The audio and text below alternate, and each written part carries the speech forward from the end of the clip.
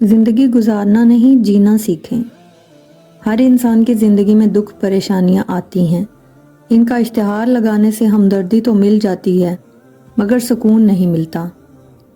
ماں باپ کے بغیر ہماری زندگی تپتی دھوپ سی ہے، ہمارے والدین کوسے قضا کے رنگوں جیسے ہیں، ہمارے لیے یہ نہ ہو تو ہر رنگ پھیکا اور ہر منظر ویران لگتا ہے۔ کچھ لوگوں کے حصے میں صرف چاہتے بانٹنے کا ہی کام آتا ہے، وصول کرنے کا نہیں۔ انسان کی تدابیر اور کوشش ایک جال ہے جس میں وہ خود ہی پھنس جاتا ہے۔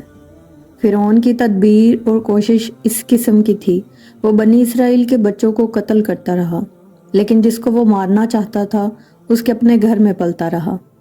بہتر ہے اپنی صوابدید کو دوست کے صوابدید میں فنا کر دیں۔ سخت ہاتھوں سے بھی چھوٹ جاتی ہیں انگلیاں، رشتے طاقت سے نہیں محبت سے تھامے جاتے ہیں۔ جب آپ سے غیر ارادی نیکیاں ہونے لگیں تو مسکرائیں، کیونکہ وہاں کہیں اوپر آپ پر نظر کرم ٹھہر گئی ہے۔ یہ جو تمہارا نفس ہے، تم اگر اسے خیر میں مصروف نہیں کر لیتے تو یہ تمہیں شر میں مصروف کر لے گا۔ اللہ تعالیٰ سے معافی چاہتے ہو تو لوگوں کو معاف کر دو۔ اپنی خوشیاں اور غم اپنے تک محدود رکھیں، کیونکہ لوگ خوشیوں کو نظر لگا دیتے ہیں اور دکھوں میں مزید اضافہ کر دیتے ہیں۔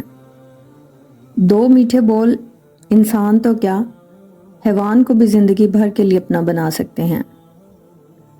اگر آپ یہ سیکھ جائیں کہ کیا نظر انداز کرنا ہے تو زندگی بے حد خوبصورت بن جائے گی۔ برائی کتنی بھی بڑی کیوں نہ ہو، پر اچھائی کے سامنے چھوٹی ہی ہوتی ہے۔ اگر حالات پر آپ کی گرفت مضبوط ہے تو زہر اگلنے والے بھی آپ کا کچھ نہیں بگاڑ سکتے۔ انسانیت تو خیر درجہ ہی بہت اعلیٰ ہے، کسی ذی روح سے محبت بھی تمہاری نجات کا باعث بن سکتی ہے۔ دوسروں سے متعلق اپنی زبانوں کو سی لو، کیونکہ بدگمانیاں بالکل ایک پھٹے کپڑے کی طرح ہیں، جتنا بھی سی لو کپڑا پھر بھی پھٹا ہی رہے گا۔ خاموش ہو جایا کریں، سہ جایا کریں، جھک جایا کریں، مان لیا کریں۔ یہ عاجزی ہے جو اللہ کو بہت محبوب ہے۔ بندہ جب بااختیار ہوتے ہوئے خاموش ہو جاتا ہے تو اللہ کی نظر میں معتبر ہو جاتا ہے۔